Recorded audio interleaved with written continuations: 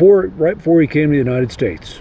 The company had offered him a sponsorship to come to the United States and go to college, as long as you worked for them afterwards. Afterwards, correct. So one detail that kind of did happen to me that I feel like was also one of those things, kind of like a fate kind of thing, where it needed to happen, was before I could come here from Bulgaria, I had to go back to Armenia, get my passport, get a US visa, and then come here and go to college. Okay, which I didn't know at the time why that needed to happen that way. I mean, I understood it legally, but not like in the sense of life, why did it happen, had to happen that way. So when I went to Armenia, I was lucky enough to be there for the Armenian presidential election, where I was an observer of the election.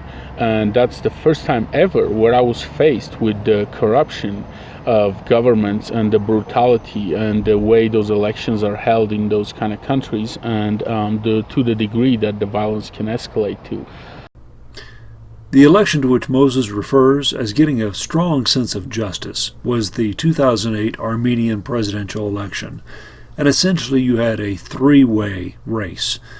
A gentleman named Sir Sagarshan, who was the Republican Party of Armenia, was against Levon Ter-Petrosyan and Artur Bagdasaryan, and I am mangling their names. In the election results, Sagarshan received 52.82% of the electoral vote, election results. The other two split the vote, 21.5% and 17.7%. They claimed the election had been stolen, and there were some irregularities. It was actually something that was covered quite a bit at the time and is easily found in internet searches. International reaction was the election was all in all, for that area of the world, pretty darn fair. However, as you can see from the images, many people disagreed with the election result, and they rose up to protest. In fact, in researching this Armenian election of 2008, I kept coming up on Armenia election 2012, 2018. People protest every election and come out in force thinking they've been robbed. So I was an observer where people were kidnapped from election locations, people who were observers for the... Well, first of all, I was in Armenia working in a hospital. I was working in a government-owned and operated hospital where I was the IT manager of that hospital, and we were developing with the head doctor of that hospital telemedicine equipment networks. So doctors from Europe, France, Germany, and so on could examine patients in Armenia with the help of a nurse, and that's what we were doing, telemedicine. So at the time of the election, the head of the hospital, who was a rather opposition kind of member, his views were not like, he wasn't going to do what the government wanted him to do. He was sent on a forced leave, and after these elections he was actually fired and removed from that position. But at that time he was sent on a forced leave for 20 days, and somebody else was made the head of the hospital. So this person came to accounting, where my desk also was, and he told our accountant, who would write people's checks every month and pay them, to collect everybody's passport information, to call everybody who's an employee of the hospital, collect their passport information, contact the passport information of every member of their household, and who they're going to vote for. Basically to tell them who they're going to vote for. And then on the day of the election, he also gathered the accounting of the hospital, that was none of their business to be telling people what they vote for, had them call people up, remind them, quote unquote, remind them to go vote and who to vote for, or if they want to continue being employed and continue being, getting their salaries from that hospital.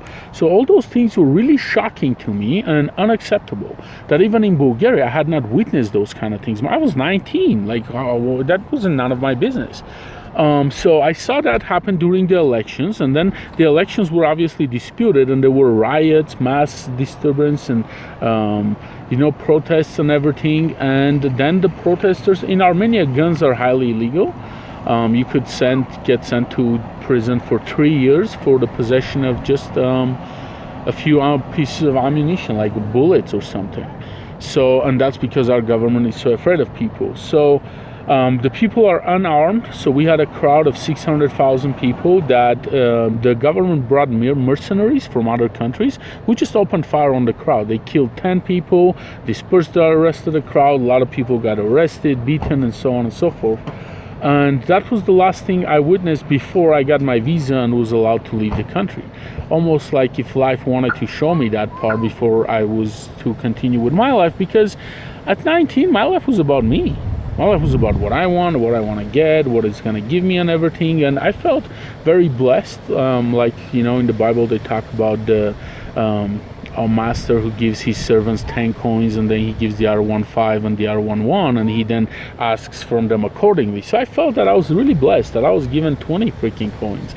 And I felt like there were certain things that I was also responsible, should have cared. And it's not like I just cared.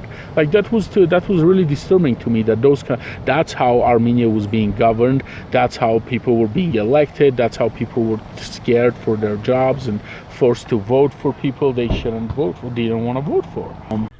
Stay tuned for part 3, where Moses finally comes to America.